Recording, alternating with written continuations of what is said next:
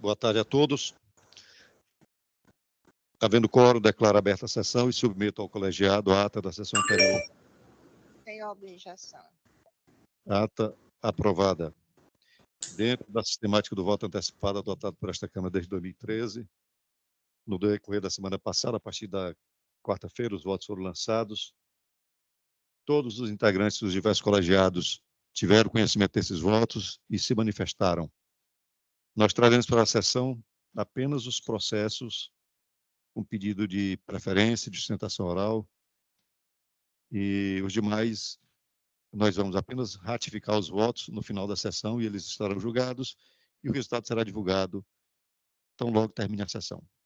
Eu começo com os processos do SAGE, o item 26, o agravo interno civil, 040-6920, distrito 31.2010, em que agravante MB Comércio de Materiais de Construção Limitada, agravado do Estado do Ceará, da relatoria do desembargador Luciano. Doutor Matheus José Borges Ribeiro Cavalcante está presente?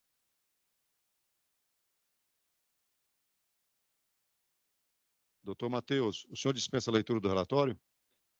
Então, o senhor tem 15 minutos.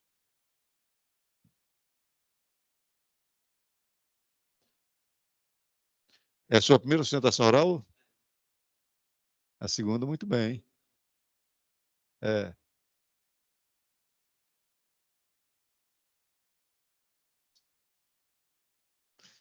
Mas é muito jovem, né? Já vai pegar o jeito.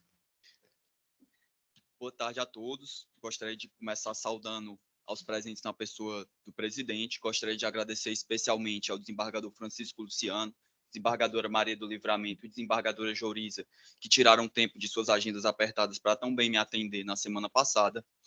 Eu venho hoje defendendo os interesses da empresa MB Comércio de Materiais de Construção. A empresa interpôs uma ação anulatória de débito fiscal, a qual foi julgada procedente em primeira instância, sendo inclusive o Estado do Ceará condenado em honorários de sucumbência por arbitramento, lá em 2011. Ocorre que, enquanto aguardava o deslinde da apelação do Estado do Ceará, a empresa aderiu ao refis. Dessa forma, nós requestamos a renúncia do direito ao qual se funda a ação. E a eminente relatoria, muito bem, entendeu que não cabia a desistência da ação após a prolatação da sentença. Nós pedimos, por conseguinte, a renúncia do direito ao qual se funda a ação, e a eminente relatoria entendeu pelo cabimento da condenação sucumbencial da agravante, da hora agravante. Ocorre que deixou-se de observar que a sentença, que foi prolatada lá em 2011, ela foi prolatada sob a égide do CPC de 73. Dessa forma, o Superior Tribunal de Justiça detém entendimento pacífico, no sentido de que a sentença é o ato processual que é o nascedouro da pretensão dos honorários sucumbenciais. Dessa forma, a sentença deve ser utilizada como marco temporal para aplicação do CPC de 2015 ou de 73, no atinente aos critérios de estabelecimento dos honorários sucumbenciais. Portanto, se a sentença da presente lide foi prolatada sob a égide do CPC de 1973, não poderia a hora agravante ser condenado em honorários sucumbenciais sob a égide do CPC de 2015, com fundamento nas regras esculpidas no artigo 85 do CPC de 2015. Porque a sentença é o nascedouro para a pretensão dos honorários sucumbenciais. Então, ela deve ser utilizada como marco para a utilização do CPC passado ou o atual. Se a sentença foi prolatada sob a égide do CPC passado, deve, então, a condenação sucumbencial da agravante responder pelas regras do CPC passado. Essa matéria é uma matéria de ordem pública, que, muito embora não tenha sido ventilada no agravo interno, ela pode ser cognoscível de ofício por vossas excelências, sem que seja configurado um reformatio impégios. Esse é o entendimento pacífico do Superior Tribunal de Justiça, e, inclusive, eu tenho em mãos precedente de lavra do eminente desembargador relator Francisco Luciano, na apelação cível 014-407891 de 2013, uma renúncia de direito ao qual se funda a ação, uma cautelar inominada, no qual o relator muito bem entendeu pelo cabimento da condenação sucumbencial da agravante, contudo, observando as regras do CPC de 1973, tendo em vista que a sentença do presente caso foi prolatada sob a égide do CPC de 1973. Portanto, meu pleito hoje é a inversão do ônus sucumbencial estabelecido na sentença de folha 647-658, tendo em vista que a sentença do presente caso foi estabelecida sobre a égide do CPC de 1973, não podendo a hora agravante ser condenada em honorários sucumbenciais com base nas regras estabelecidas no CPC de 2015, sob pena de violação ao princípio da não surpresa e da segurança jurídica. Novamente agradeço aos presentes, aos desembargadores, faço votos de estima e consideração. Obrigado, doutor Matheus. Quero parabenizá-lo. Foi uma boa sustentação oral, viu? Muito obrigado. Parecia um veterano. Muito bom. Só Argumentou muito bem. Não. Eu saio isso muito bem. Parabéns. Desembargador Luciano, Vossa Excelência tem a palavra. Eu vou ler aqui a emenda, que eu creio que seja o suficiente. Tributário, processo civil, agravo interno contra a decisão monocrática, adesão ao refis, pedido de desistência da ação, condenação em honorários advocatícios, princípio da causalidade, possibilidade, inexistência de bis e idem, verbas de titularidade diferentes, precedentes do STJ e TJCE, agravo conhecido e improvido, decisão mantida. Obrigado, desembargadora Livramento, com voto, Vossa Excelência. Peço vista. Vista concedida, julgamento adiado. Eu chamo o item 44, apelação cível 027 1881, dígito 76.2021, em que é apelante o Estado do Ceará e apelado Raizen S.A. É da relatoria da desembargadora Iracema. O doutor Carlos Linec Vidigal está presente? Estou presente, Excelência. Doutor Carlos, o voto da relatoria, o senhor é advogado do apelado, não é isso? Exatamente, Excelência. Foi pelo desprovimento do recurso do Estado do Ceará. Posso proclamar o resultado? Sim, senhora, Excelência, agradeço muito. Recurso conhecido e desprovido. O próximo, o item 51, é um pedido de preferência. São os embargos de declaração 062 0297 dígito 68.2022, em que é embargante o Estado do Ceará e embargada Paula Queiroz Frota. É da relatoria da desembargadora Iracema. A doutora Liliane Freire Araújo Evangelista Barbosa está presente?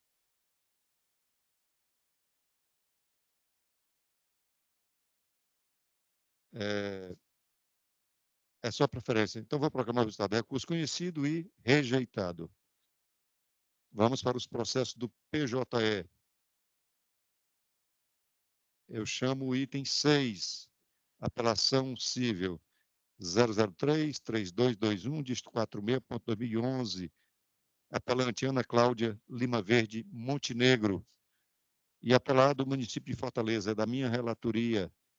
É também pedido de sustentação oral, não? A senhora dispensa a leitura do relatório? A senhora tem 15 minutos. Boa tarde a todos. Cumprimento a todos os eminentes desembargadores, na presença do excelentíssimo relator Washington Luiz Bezerra de Araújo. Excelências, tratam-se os autos de ação ordinária declaratória com antecipação de tutela, em que a recorrente médica admitida e lotada no Hospital Distrital Edmilson Barros de Oliveira, em 19 de 5 de 2003, ajuizou a ação para requerer a condenação do município de Fortaleza, a implementação da gratificação de raio-x, do adicional de insalubridade e também a implementação do adicional por tempo de serviço, que são os anuênios previstos no Estatuto dos Servidores Públicos do município de Fortaleza. Acontece, excelências, que a sentença de primeiro grau foi proferida, julgando improcedentes os pleitos autorais, sob o fundamento de que a parte autora não acostou o laudo pericial. E também o que acontece? A sentença incorreu em omissão ao não apreciar o pleito de implementação por tempo de serviço, foram opostos embargos de declaração com o fim de que tais omissões fossem sanadas, mas os embargos foram rejeitados, certo? Portanto, excelências, o recurso de apelação merece conhecimento e provimento para que a sentença seja reformada, a fim de, com base nos laudos periciais anexados à petição inicial, ao ID 46, 32, 84, 53, seja reformada a sentença para julgar procedente o pleito de implementação do adicional de raio-x, adicional por tempo de serviço, sendo corrigida a omissão para que seja julgado procedente o pedido de implementação do adicional por tempo de serviço. Estes são as minhas razões recursais e peço provimento, excelências. Obrigado, doutora Hortência. Bom, eu vou ler a proposta de emenda, que eu acho que é suficiente. Administrativa, apelação civil em ação ordinária, servidora pública do município de Fortaleza, ocupante do cargo de médica anestesiologista, gratificação de raio-x, adicional de insalubridade e adicional por tempo de serviço. Vantagens previstas na Lei Municipal 6.794/1990, Estatuto dos Servidores do Município de Fortaleza. Recurso conhecido e provido. 1. A gratificação de raio-x enquanto suporte jurídico no inciso 15 do artigo 103 do Estatuto dos Servidores Públicos do Município de Fortaleza e na Lei Municipal 4.355/74, tendo a autora acostado à inicial o laudo pericial realizado no Hospital Distrital Edmilson Barros de Oliveira, datado de 14/11/2003, no qual o perito esclarece que os médicos anestesistas daquele nosocômio têm direito a receber a gratificação de raio-x. 2. Em que pese a possibilidade de percepção de adicional de insalubridade de 20% e de gratificação de raio-x de 40%, legalmente cumuláveis, a autora os requereu alternativamente. Assim, em respeito ao princípio da adstrição ou congruência, previsto no artigo 492 do Código de Processo Civil, e considerando o deferimento do pleito principal de gratificação de raio-x, o pedido subsidiário de adicional de insalubridade resta prejudicado. Quanto ao adicional por tempo de serviço, restou comprovado pela autora sua condição de servidora do município de Fortaleza, data de admissão e incorreção no percentual percebido, não havendo como deixar de se reconhecer o seu direito ao adicional de 1% por cada ano de serviço público efetivo, até o limite de 35%, conforme determina o artigo 118 da Lei 6.974/1990. Observada a prescrição quinquenal no que tange à cobrança das diferenças em atraso. Apelação conhecida e provida. Como voto do desembargador Luciano. Peço vista, senhor presidente. Vista concedida, julgamento adiado. Obrigada, excelência. Por nada. Vamos ao item 16, apelação civil 300.0606, dígito 13.2023, em que apelante Universidade Regional do Cariri, URCA, e apelada Sabrina Franco Silva, é da minha relatoria. Doutora Cecília Luísa Carvalho Araújo, está presente? Estou presente, excelência. A senhora é advogada da apelada, não é isso? Exato. O voto da relatoria que já prevaleceu foi no sentido de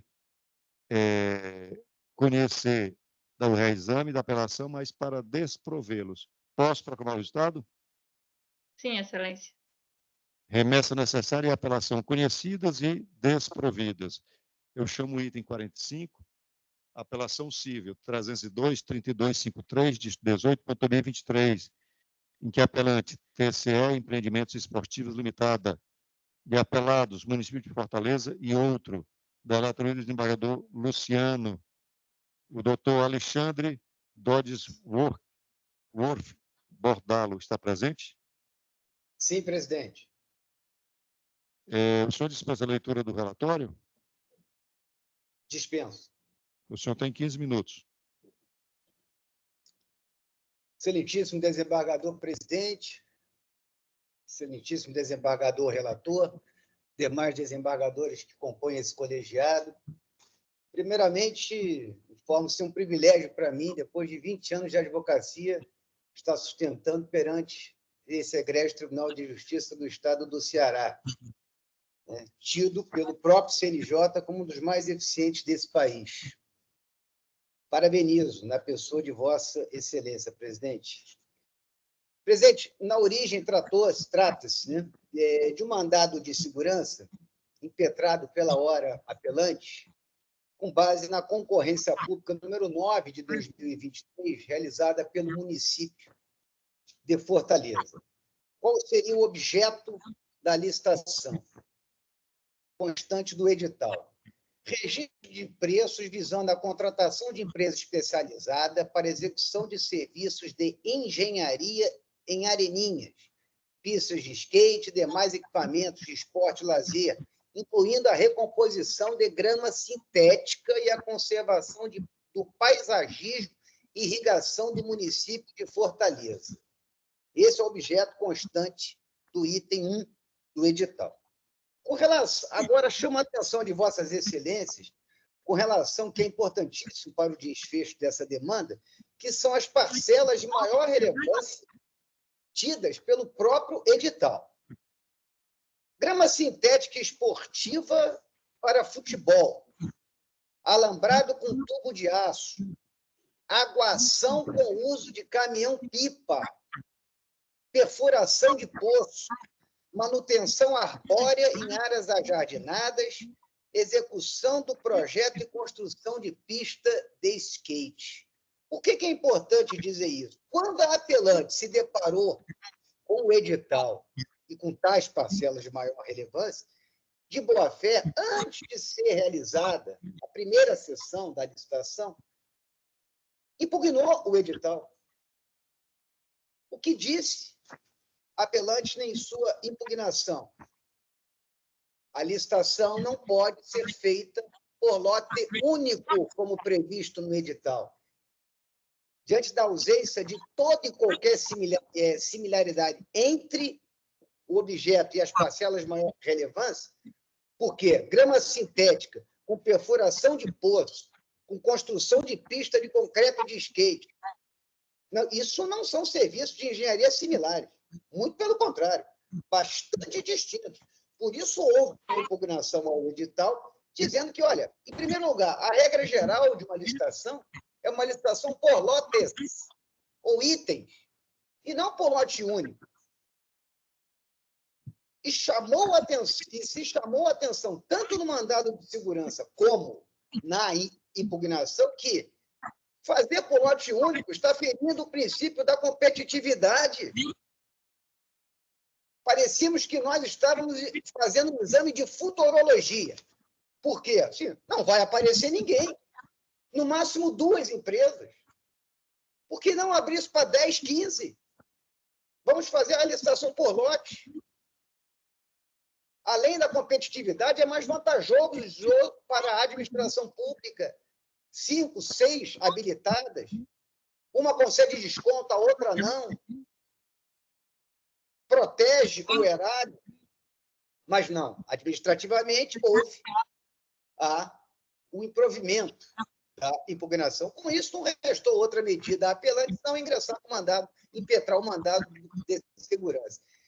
Que a magistrada de primeiro grau, ao me ouvir, deferiu a medida liminar, suspendendo a realização da próxima fase do certame, que seria a primeira após a impugnação ao edital, fundamentando brilhantemente, justamente na forma, como se requereu.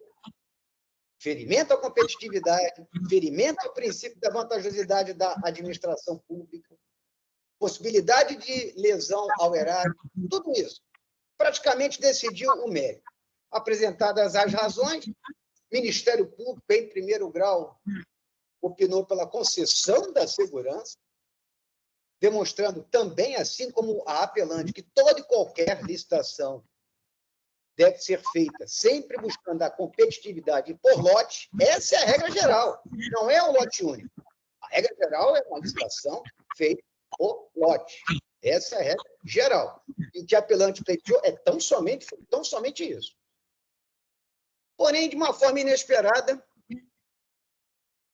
houve uma sentença com base nas informações prestadas pela administração pública, que tecnicamente e economicamente disse algo genérico, não fundamentou em nenhum momento a razão de ser da licitação por lote único, só ficou dando voltas e voltas e não disse nada, mas a sentença se baseou nesse fato. Inesperadamente, excelentes, em menos de uma semana, está comprovado nos autos isso, em menos de uma semana da sentença, retirou-se o efeito suspensivo, a administração pública, numa celeridade ímpar, realizou a sessão de julgamento da concorrência. Vossas Excelências, acreditem, a apelante acertou no seu exame de futurologia, embora eu não seja vidente, eu não sou um vidente, mas ela acertou. Vossas Excelências querem saber quantas empresas foram habilitadas? Uma! Uma empresa apareceu e foi habilitada no lote único, com valor acima de 19 milhões de reais. Nem se sabe se poderia chegar a um valor menor. A empresa... Bom, eu não vou citar o nome da empresa porque não faz parte, mas foi uma empresa habilitada e uma que apareceu. Consequentemente, o que aconteceu? Venceu a licitação. Não houve negociação de desconto, não se comprovou a vantajosidade, viu a competitividade, poderá ocasionar um dano ao erário. Tudo isso faz. O que a empresa apelante restou a fazer? Imediatamente interpôs o recurso de apelação e apresentou um requerimento de aplicação de efeito suspensivo ao apelo, claro, evidente. Vossa Excelência, o desembargador relator, deferiu o pedido, tendo em vista não apenas a urgência na fundamentação, inclusive diz a plausibilidade do direito da apelante. E essa plausibilidade do direito material, isso não foi somente os dizeres da apelante, não, Excelência. Isso foi com base na súmula 247 do Tribunal de Contas da União, no artigo 23, parágrafo 1º da Lei de Licitações e, principalmente, inúmeras decisões desse egrégio Tribunal de Justiça do Estado do Ceará, no mesmo sentido, no sentido idêntico. Exatamente a mesma coisa. Licitação, a regra geral, é por lotes. Se admite lote único? Sim, sim. Quando há similaridade do objeto. Agora, Vossas Excelências não podem... Eu, perto de Vossas Excelências, eu sou um rábula. Muito menos engenheiro. Grama sintética esportiva, colocação da grama com perfuração de poço, lote único. Manutenção arbórea em áreas ajardinadas, execução de pista de skate em concreto. Se isso pode ser feito por lote único, a gente podia terminar, de uma vez por todas, a questão da licitação por itens, porque se mostra totalmente desarrazoado. Em contra-razões da apelação da apelante, em momento algum, a municipalidade, através do seu ilustre procurador, trouxe argumentos razoáveis. Com base em técnica. Mas pode ser melhor executado assim. Mas é mais fácil de controlar a obra. Quem disse com base em que isso? Não tem fundamento nenhum. O que interessa aqui é ferir-se a competitividade. Prova disso é que uma empresa apenas se apresentou e foi habilitada. Uma empresa. Que coincidência. Como dizia o ministro Marco Aurélio, quando ocupava o Supremo Tribunal Federal, tempos estranhos, Excelência. De uma forma célere e absurda, em menos de uma semana da sentença, se faz uma ata, se faz uma sessão, aparece uma empresa e essa empresa vem com o preço que colocar. Claro, não há competitividade. E se fossem 5 empresas? 2, 3, 4 lotes? Você pode negociar um desconto, você pode dar a vantajosidade à administração pública, mas parece que o município não está preocupado com isso. O que o município quer é terminar o quanto antes essa licitação. Tanto é a celeridade que foi, e o desespero que está sendo. São petições no requerimento. Olha, a gente precisa disso. Não, mas não é assim, não pode ser feito assim. Então, você dispensa a licitação. Então, o que se requer à apelante é tão somente, Excelência, que seja seguido a lei de licitações. É tão somente isso. Houve a impugnação. Se vamos ganhar ou não a licitação, isso é outra história. Mas que seja deferido o pedido, que seja concedida a segurança à impetrante. A licitação, nesse caso, diante da diversidade absurda, principalmente das parcelas de maior relevância, devem ser feitas por itens, e não por lote único. Isso é um tremendo absurdo. Então, diante desses fatos, para não me prolongar ainda mais, Excelência, se requer que seja conhecido o presente recurso e o mérito do seu total provimento com a concessão da segurança. É assim que requer a hora apelante, Excelência. Obrigado, doutor Alexandre. Desembargador Luciano, Vossa Excelência tem a palavra. Não, inicialmente eu queria parabenizar o doutor Alexandre pela apresentação e, se Vossa Excelência permitir, ler apenas a emenda.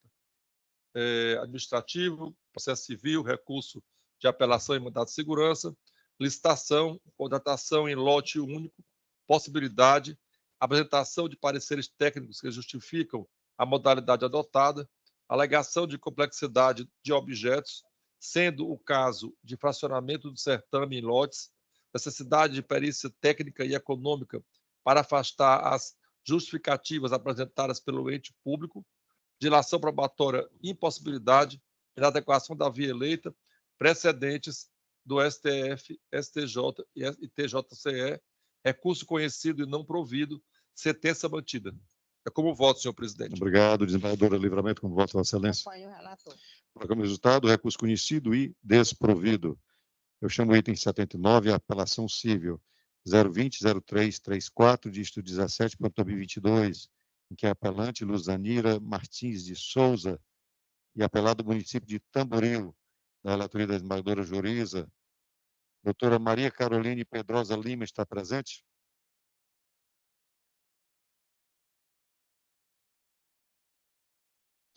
A advogada não está presente, vou proclamar o resultado. Recurso conhecido e parcialmente provido.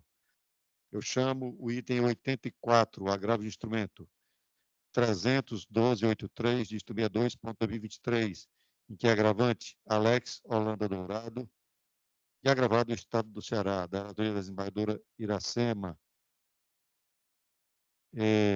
São dois processos das mesmas partes, vou chamar o seguinte, o item 91, o agravo de instrumento 300.0807, dígito 24.2023, agravante Alex Holanda Dourado e agravado o Estado do Ceará, da relatoria da desembargadora Iracema.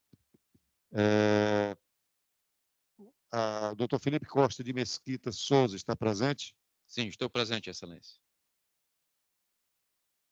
O senhor dispensa a leitura do relatório? Sim, O dispenso. senhor tem 15 minutos, então. Pronto. Boa tarde a todos, boa tarde, desembargadora, relatora, boa tarde, presidente, boa tarde aos demais desembargadores. É o seguinte, o que é que nós temos aqui? Nós temos uma execução fiscal fundamentada em uma CDA. Essa CDA, por sua vez, ela tem origem em uma atuação do Tribunal de Contas do Estado do Ceará. E aí me permita aqui explicar de modo rápido a historinha do que foi que aconteceu lá no Tribunal de Contas. E a partir de então, eu digo quais são as nossas pretensões. Toda tomada de contas especial, ela começa sempre na fase interna. Pelo menos é a regra. Que fase interna é essa? É quando o convênio ele cumpre o seu período, se encerra, e aí as contas são prestadas. O administrador público, dentro do controle interno, se ele entender que ali houve algum tipo de irregularidade, ele instaura a tomada de contas especial e tem início a sua fase interna. Por que é interna? Porque é dentro da própria administração e dentro do controle interno. Na sequência, o que é que ele faz? Ele conclui e remete os autos da tomada de contas para o Tribunal de Contas do Estado do Ceará, onde tem início a fase externa, que é a fase onde o tribunal vai citar a pessoa daquele que tomou o dinheiro público emprestado, utilizou os recursos públicos.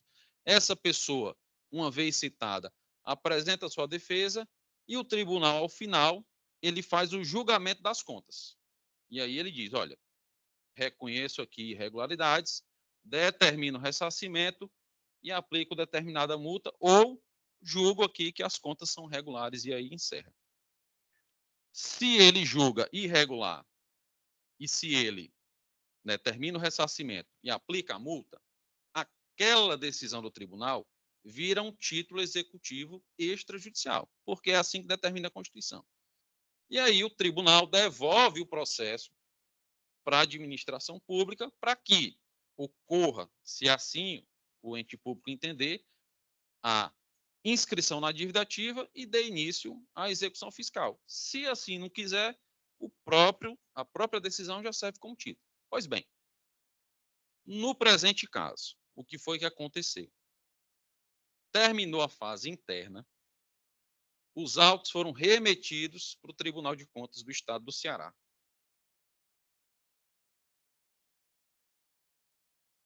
O processo chegou no TSE no dia 26 de novembro de 2010.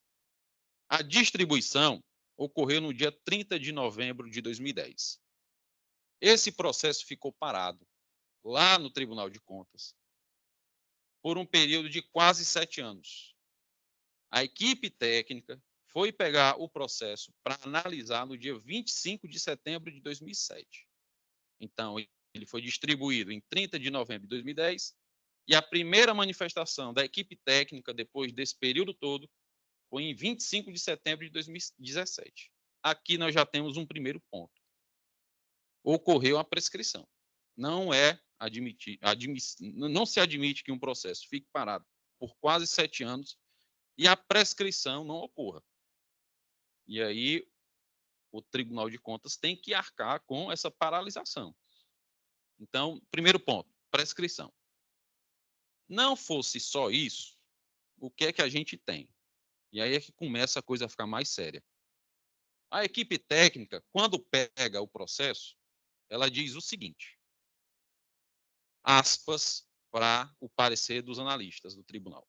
Ao final dessa etapa, o processo deu entrada nesta Corte de Contas em 24 de novembro de 2010 e até a presente data não houve citação deste tribunal para que o responsável apresentasse defesa sobre as irregularidades tratadas na espécie. Após essa manifestação, o processo vai para o relator. Para quê? Para o colegiado deliberar. E olha o que é que o relator diz no voto vencedor. Destarte.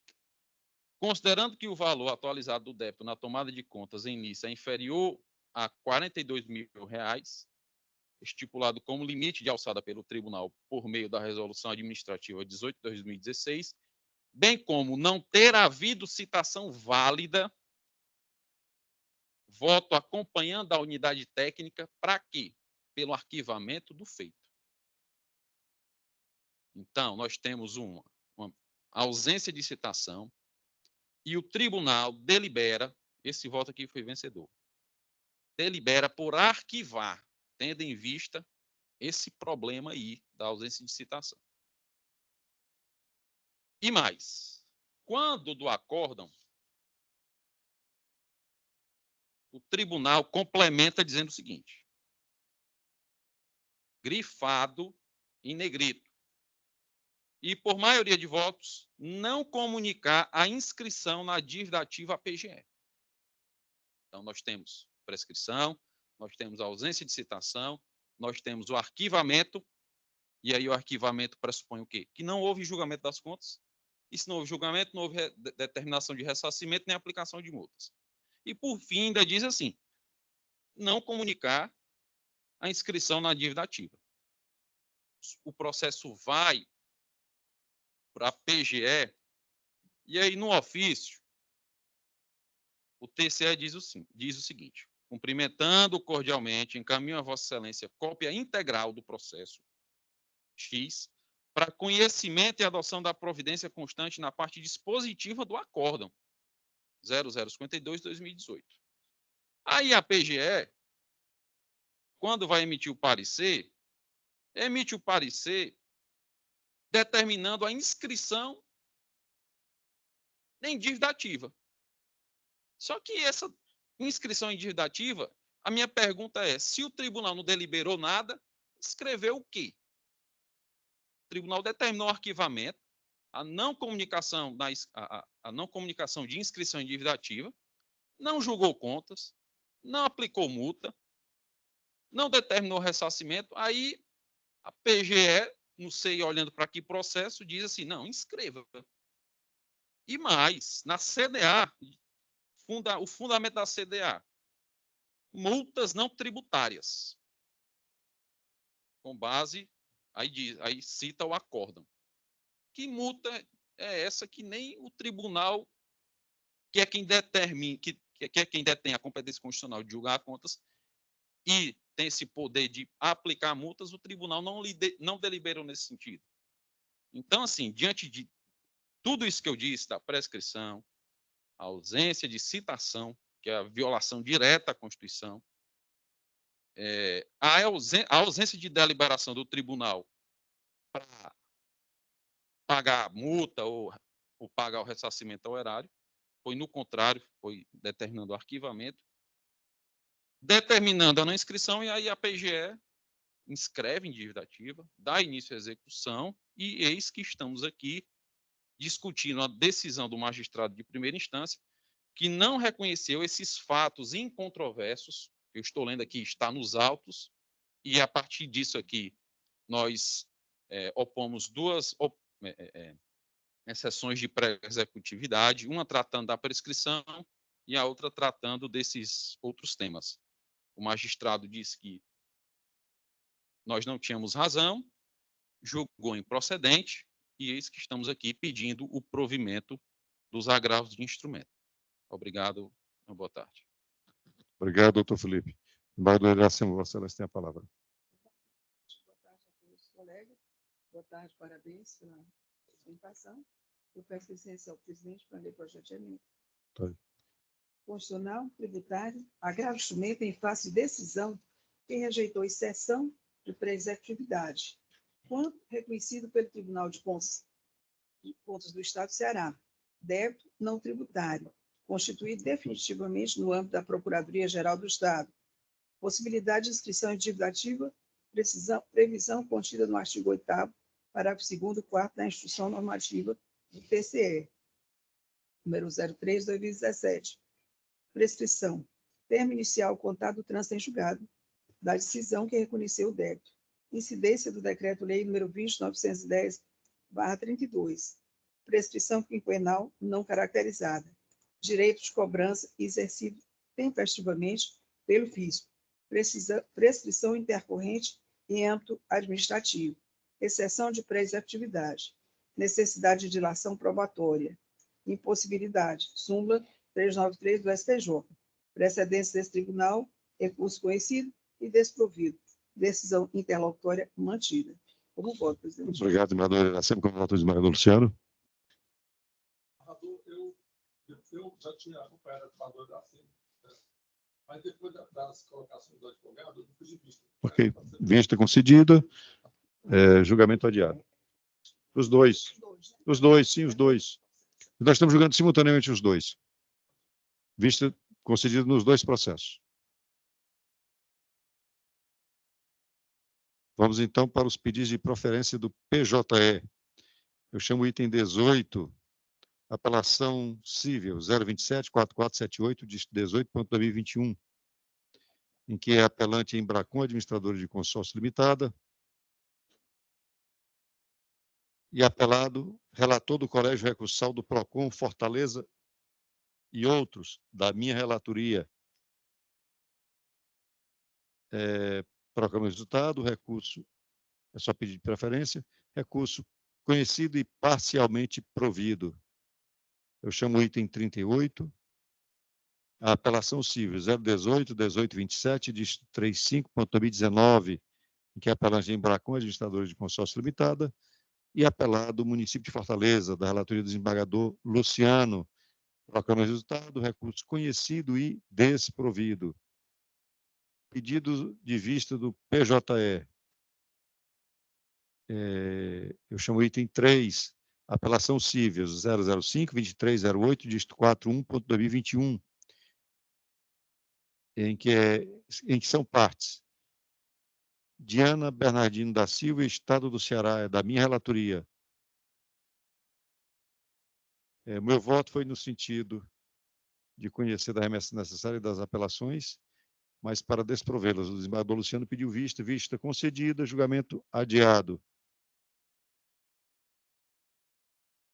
E temos agora, então, o processo que vai para o quórum ampliado.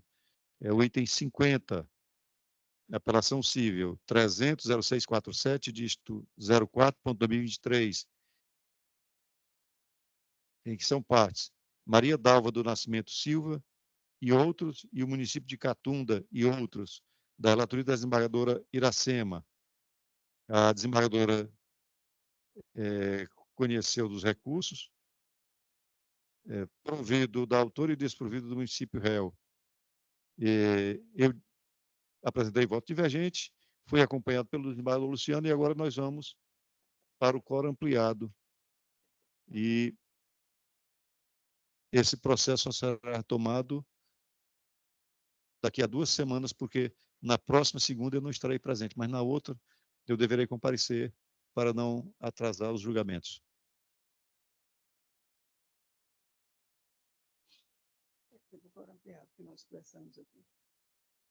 Adiados do SAGE, o item 40.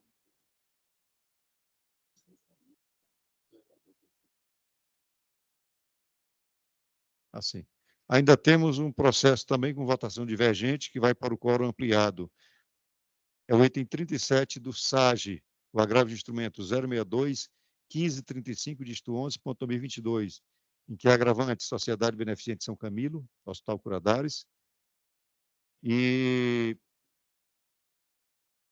agravada Jaciara Camelo Araújo, da relatoria da desembargadora Iracema. É só um agravo, então não é quórum ampliado. É só com votação divergente. Então, vamos lá. A relatora conheceu do recurso para desprovê-lo. Eu a acompanhei e o desembargador Luciano divergiu. Então, vou programar o resultado. Recurso conhecido e desprovido.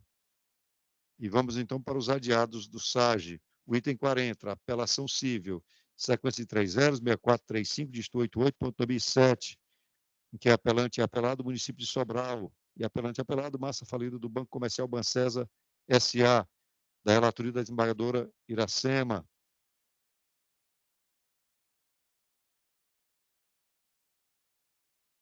E adiados do PJE. O item 75, apelação civil 001-8951, dígito 47.2017, em que são partes município de Maracanaú e Kleber Eduardo Ferreira, da relatoria da desembargadora Iracema.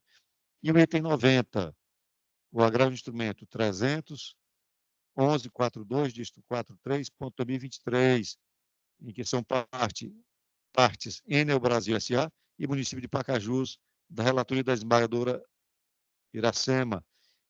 São aqueles 2 casos, desembargadora, que a senhora teve dificuldade de inserir os votos por um problema no PJE que está certo, problema de ordem técnica. Então, adiado para a próxima sessão.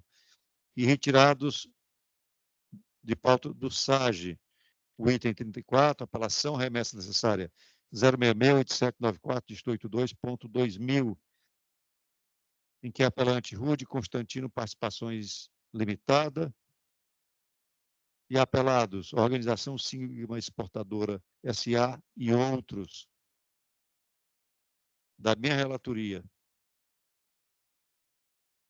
Então, ele foi retirado de pauta porque houve arguição da suspeição do relator e o feito, essa suspeição será apreciada pelo órgão especial. Vencemos a pauta. Eu indago algo mais a tratar? Sim, vamos então para aquela pergunta tradicional. Todos confirmam os votos lançados antecipadamente? Desembargadora Iracema? Desembargador Luciano? Fui, presidente. Desembargadora Livramento? Desembargadora Joriza? Eu também confirmo. Então, todos os demais processos incluídos em pauta estão julgados e o resultado será divulgado logo após a sessão. Nada mais havendo a tratar, declaro encerrada a sessão. Licença, Excelência. Pois não? O Ministério Público quer cumprimentá-los a todos, cumprimentar ao presidente, aos demais desembargadores, ao secretário da Câmara, aos advogados presentes. Seja bem-vinda, doutora. Doutora Liduína, boa tarde. É porque eu não estava vendo a senhora, viu? Boa tarde, estou aqui desde o início. Pois é. Lá da Fazenda Pública, né? Eu sei disso. Desembargador lá, fizemos audiências juntos, com o desembargador Luciano também, desembargadora Livramento já estive, e a desembargadora Iracema, eternamente do Ministério Público. Desembargadora Joriza, conheço também. Câmara de Direito Público, viu? Tá, é um prazer. Um forte abraço para a senhora. Tá, da mesma forma. Declaro encerrada a sessão. Obrigado a todos. Tchau.